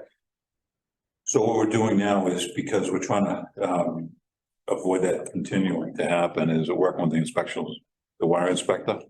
And that will know when work is being done, so they have to get an authorization from us, and then we'll go back and check it and make sure we close a loop with them too, so, yeah. Yeah, because you probably never knew, like. Yeah, if they're doing work, they don't call us, and could be, Electrician pulled the meter to, redo the mast. Part of that. yeah, or they go to replace the main panel or something, they want, just kind of pull the meter for that, yeah. Cut the service, so, I mean, we're timing it. The one we don't have control over will be the customer that doesn't even pull a permit. And we're also gonna run this list against Yeah. the town's permit list, because it would be informative for him to see there's, 100 of these that don't have an electrical permit, and they have a cut seal, something happened, why did the seal get cut? So give it to inspectional services, because obviously there was work done of some sort that wasn't approved. Right. I think that brings us then to the community solar update. I shared, there was a request for that spreadsheet last month. We shared that, the one that Joe was using. I don't know if we want to bring Sharon up to, I tried to give her a little bit back. Sharon came in last week and we met and it was pouring buckets, so we weren't able to do the field tour, but we covered a lot of ground, so. And I shared a little bit about what we've been doing on developing the community solar for this project, so. Are you gonna do the field tour later, or? I would like to, yeah. I'll go along with that, because it's been a long time since I've had a tour of the system. And Let me know when you want to come in. Okay. You guys can Schedule. join. Is it possible to get a walkthrough of the spreadsheet that you sent? Yeah, I haven't looked at it yet. Because there's a number of tabs and just to kind of orient everyone, I don't know whether that. Oh, you want to call it out? Yeah, sure.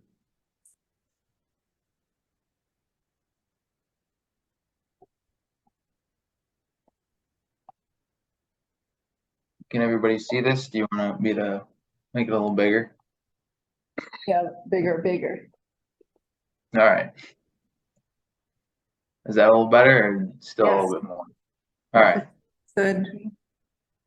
All right, so just as a refresher, we're looking to do a community solar program. The solar panels will be located on our roof. It's part of 2 solar arrays. One will be just for us, and this other one, it's 129 kilowatts, will be available for the community to kind of buy into the specific designed program that we put together. So went over it last time, at least the structure that we're looking to do. And here's the proposed structure. So this structure, the fee structure is based on kilowatts. So for instance, there's a monthly charge for a customer to be signed up for this, this program, which would be that's the $12 a month for a customer. And then what's interesting with the program design that we're trying to do is we're trying to include low income customers along with a lower charge. So this fee structure it's twofold. There's a $100 sign up fee, and then there's the monthly kilowatt charge. And then the customer's credit will be, we're looking to try to mirror it to how our current solar buyback works right now, which is 85% of the energy charge. Obviously we don't know exactly where it'll be in 20 years, but that's kind of what we're trying to target. So on the left side, you have our outlook. So these are the lease payments. It's a fixed lease payment. And then this is the fees that are going to be collected over each year, assuming that there's full participation. So the way it works, if you adjust these numbers here, it will flow through here. So if you were to wanted to see what $13 would look like instead, it would flow through the whole sheet, and it will show you both what that means for us and then what that means for the customer outlook over here. It'll show the net benefit for a normal customer and then a net benefit for a low income customer. This is kind of one of the critical numbers we're looking at. So this 154 would be what our net lease payment over 20 years. So this number actually ties back. It's only $100 off or $200 off what basically we would give currently at $1.20 a watt, multiply it out times the 129 kilowatts. So that's what that number is based off. So Yeah, I stop for a second on that. So that 154 is what our recovery needs to be, assuming we're giving the $1.20 a watt. Yep. So that's also included. So that number would be higher if we weren't using our existing incentive level of $1.20. Yeah, so I mean that it's something to look at as well. So the tool, it's a powerful tool because you can adjust these numbers to see exactly where different things will fall. Like right now that you can see the net benefits for low income very high in comparison, but that, I mean, the reason for that is because they have a $4 a month lower fee. So taking this, I know Tom had requested kind of trying to see what this looks like on a monthly basis, because in the winter months, is that $8 a month fee going to be too high or low, or trying to find a sweet spot for that. So I think these were included in the board package, but there's two graphs here that I think tell a pretty good tale. I'll go over this graph first, which is I did an average of the first 5 years on a monthly basis. So first, to get this data, I used 3 years worth of our solar data in the system to figure out on a monthly basis for the total year, a breakdown of what the percentages in each month that solar is producing. And then I multiplied that out by the current design of the program. So the way— Pause for a second, Joe. I just want to share, and this is, Jen and Tom might know this already, but it was interesting because Vinny just did a report that we filed with MWEC on our whole solar program because of the RECs that we procure. And it was very interesting to see, like, I knew that there was a derate of solar between the winter and summer months. I didn't realize how drastic it was. So just from January 1st of this year through June 30th, our solar customers that we keep the RECs for because we paid them the $1.20, we bought 18 RECs in January, 21 in February, 26 in March, 49 in April, 54 in May, and 63 in June. So the difference between June and January is more than 3 times. Yeah, no, Yeah. Daylight hours, yes. Daylight hours, storm coverage. Yeah. Snow. yes, yeah. I didn't realize it was that significant. It's big, And that was one of my concerns was, while, for low income, that $8, that it potentially is significant on those winter months because they're, the offset, as we can see in the graph, they're going to be a little negative in that, and that could be a hardship for low income, but hopefully the benefits in the, production months offsets that. Oh, it definitely does, you know, It flows through as a credit. Yeah. As well, so. But I was trying to be sensitive of that and wanting to understand what that $8 charge versus, knowing that there's not as much per production and more than likely which bears out is that you're not gonna have enough production in those, kind of shoulder winter months that offset that. Yeah. $8. Another thing we're probably gonna do is not roll this till, I mean, even if we finish it on the roof in the late fall or early winter, we probably won't make it available to the public till April 1st. That way you're coming out of the bad season where it's kind of a tough sell if you say, sign up right now and you'll lose money immediately, so if we. I mean, and I think that's just an that's also being cognizant of, that's an education around. Yeah, so I think. Solar, right, Jen and I are very familiar with it because it's, I've had it installed since 2017. I know exactly where, those payments are and from, But I utilization. honestly, without looking at the data, you don't realize just Oh, yeah. how much of a difference it is. So, Yeah, and I think you want to be careful of the winter months because that right now is where the crunch is for customers in general. Right, For so- energy costs, it's like if you're then adding one more thing and it's big, then it's problematic. Snow would be lower. Yeah, flat roof is, are these, I'm assuming the panels are pitched up here. 5 degrees. Okay. Not a lot of spot, and plus it'll just gonna slide on the roof and just back up. Pile up, yeah. getting Tyler up there with the hairdryer. Yeah, I have to have someone with the car dealership with the phone. Squeegee. But the credits carry over year long, Well, they're on each monthly bill. yeah, So, yeah, I mean, so if they have so they might have no bill. Well, will they always have a customer charge? yes. But then, But we're only, for the community solar, we're only letting them buy It's one. not that big. Yeah, it's not that big. okay, This Yeah. $13, I don't think would offset. The max is like, what, 13 or 14 bucks a Yeah. month? Yeah. So I I don't think that see. would offset their entire electricity. bill. No, it's not, and it's not, at 1 kW isn't being designed to offset, it's being, at least this iteration in my mind is being designed to give folks access to solar that would not otherwise have the ability to have solar from, placement, income, roof style, housing style, right? And like the apartment buildings can't. right, Someone in an apartment building isn't gonna be able to install solar, but hopefully maybe we can, future take this and use this as modeling for a large multi-tenant where they can install it on their own and utilize this kind of modeling in their own building. That's an idea for future.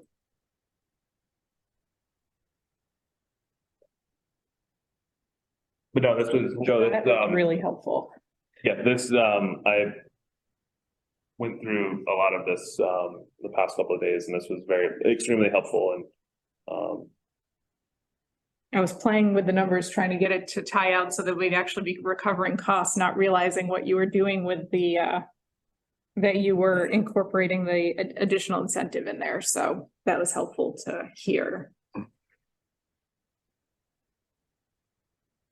We try to model as close to, I mean, the whole concept of this was the customer that can't really put it on their roof because they live in an apartment or their roof isn't conducive to it or whatever. And give them an opportunity to participate in solar. But with that, it's also not fair to try to, as much as possible, use the same rules, which are, we gave you the $1.20 credit and we're only gonna give you 85% of the energy. all of that, I mean, to me makes sense, right? The same concepts. And I also do agree, like, right, if we do open it up, to more than 1 kW, there should be that sign up fee of $100 for each kW, because that the model The model ties back to that, yeah. the model ties back to that, and it, you know, this is the same concept if you were doing this as a capital project Right. on your own home, like you wouldn't just pay the One-time, one-time fee for that, you know, for 1 kW versus 5 kW, like there's a cost associated with that. each KW, yeah.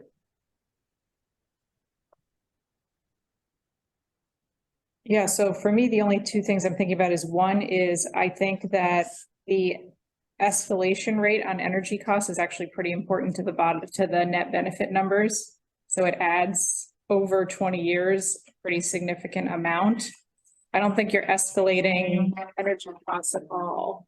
Right. Yeah, so I do think that that's important because that's the whole question about how does a design where you're basing it on where you're basing the solar credit on the energy charge look over a 20-year period. That's a really important factor to seeing those numbers. So I definitely incorporate something in for that. And when I put in like 1%, I think it was annually, it takes like the net benefit for low income up. Like it'll bring it to like 1,500, so it'll add a bit. And then I think the question is, you know, are the net benefits for low income and non-low income, do they make sense? Like, are we willing to give like a non-low income, like, is it enough to give a non-low income customer $55 over a 20-year period at about $7 a year, right? Like, is that enough for somebody to say, oh, I'm interested in Yeah. $7 a year, right? Yeah. Like, I'm going to sign up. Is that enough of a savings? And is, you know, $1,500 for a non-low or a low income customer a reasonable amount? And I think that's the piece that we haven't really talked about, is like what we think about those numbers. In the buying it, right, you are buying a 1 kW chunk, but it's kind of you're locking in today's rate or pre-buying the next 20 years of power at today's rate is kind of what that locks in. Because of that, you know, you get 85% of whatever the energy charge is. So if that escalates. Well, I guess the Saying question that. is that what we're thinking, is that what you're suggesting with this? Yeah, Oh, you are. Okay. I so don't it's think- intentional. I don't think the light department should take the risk on what the power costs are gonna be 5, 10, Okay, and so 15 you're years. so it's not a variable rate based on energy cost in this, it's just For the model, it's not, but for the program, it would be. oh, okay, so that. It would be 85% of whatever the energy charge is. So that, So we're not gonna own that number because that number could go up or down, and so. And that's true for, you know, anyone in the capital solar program, you know, like they're getting 85%, or if they were prior 100, you know, move that number around and lock the folks in, and like if we decide that maybe it's 75%, you know, any new customers that sign up would be 75%. Yeah, and I think coming up, you know, in September or October, whatever, we, you know, it was suggested that and I've got Joe looking at programs around the country, because I agree with Jen that we're probably over incentivizing now going forward on solar, so maybe we modify that. I think the biggest place is probably the $1.20 might be too high right now. And so we definitely want to evaluate and maybe right size that number down a little bit.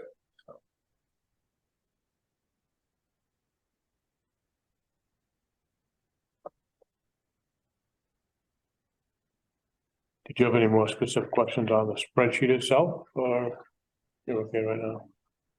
no, I don't think I have questions. I'm just trying to think about what reasonable numbers would be for all of this. I agree that I think we should try to get the average customer up a little bit. I don't know if that comes at the I think expense it's a of the. little low, yeah, I do. There may be a right size number that brings that up a little bit and brings the low income down a hair, but you know, it makes it a little more worthwhile for the. You know, like if you know, if It's also hard because you want kind of a nice round like dollar per month, it's weird to have it be like 13 and 7, you know? Or 13.5, you know, you want it to be something easy to remember. But yeah, I was kind of playing with the numbers to see what those end numbers would come out, how they would come out if you change them up or down. So if we change this. And I mean, maybe that's something we all do on our own, and then we talk about essentially what we think the right. Yeah, like what our thoughts are, whether it's too low. I think that's what we have. Yeah. I have to look at it. To think about it. Yeah. I don't think we can decide it tonight or anything, but No, I think that's one thing. That's why everybody has the tool now, so you can play with it a little bit, and we'll have Joe play with it a little bit too, if we can play with maybe a right size number that brings up the regular customer's value a little bit and drops the $1,500 payback a little bit for the.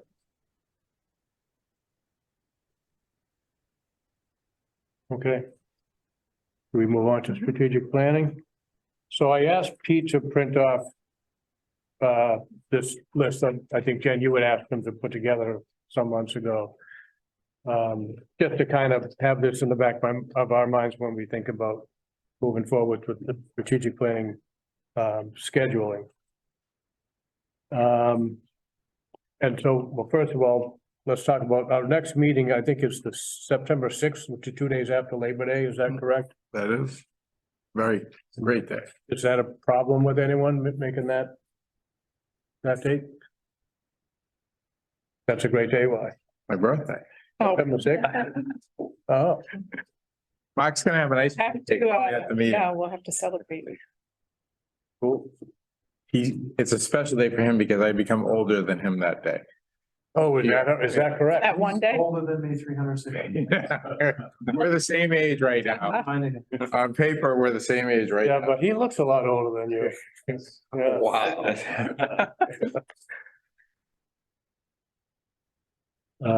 I don't think that's an issue. I think school starts at the same day too, so. So people are back. Yeah. Yeah, Gonna be mayhem no matter what.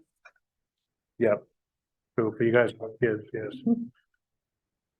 So I don't know, should we have him plan on coming and, for the September meeting or? Coming out of the summer, I would suggest, at minimum, I would suggest October. So we would have our own, a meeting to kind of get ourselves up to gear. Yeah, and anything coming out of the summer, plus it's gonna be right when schools. I would suggest probably more the October meeting than the, and I can also move. Because November's a real busy.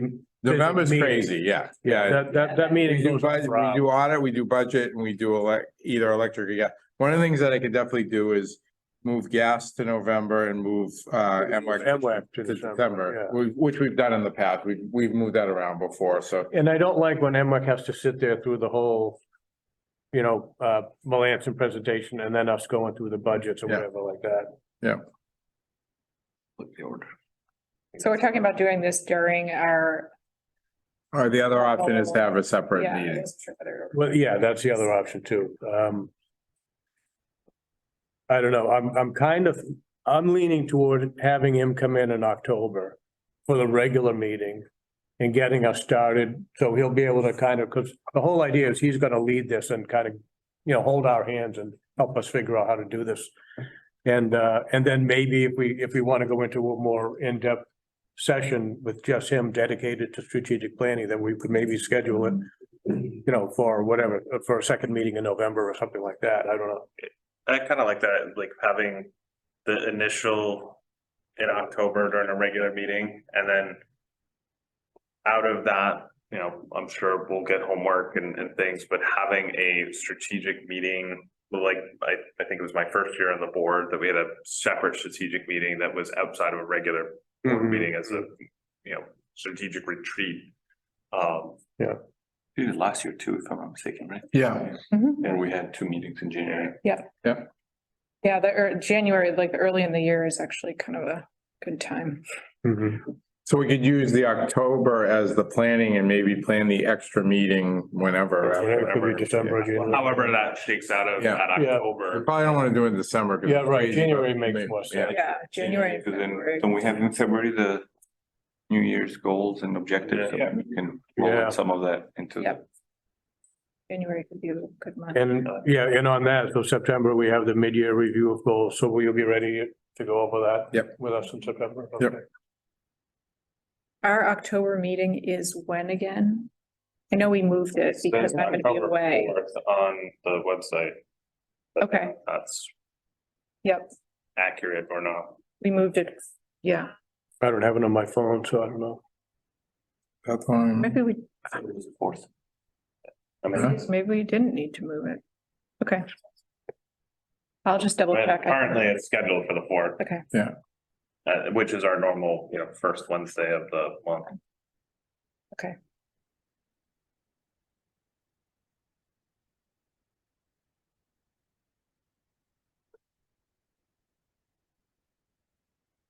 Okay, yeah, and November's not in my schedule either, but that's gonna be November 1st or 8th. Yeah, first right now.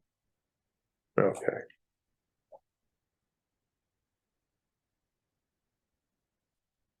Okay. All right, so why don't we do that then? Yeah, we'll, reach out to him if you can do that. Yep. And see if he can do October. And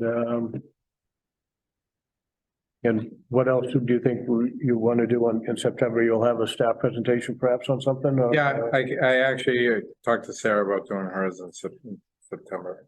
Okay. All right, so September, we don't yet have a whole bunch on the agenda. If anybody has anything, let me know. I'll talk to Pete. But we'll definitely do the mid-year review at that point. We should definitely come back on the community solar. Mhm. When do we have, I don't see on here, and maybe it's September rolls into October. Review of kind of the EE program. We usually do that in the budget time. Okay, and so that, any changes can be rolled for January for like, Yeah. We usually do that as part of the budget discussion. potentially, in there is also review of the, solar rebate. I Yeah. think all of that wrapped together. Did that in November last year. Yeah, we usually do the budget in November.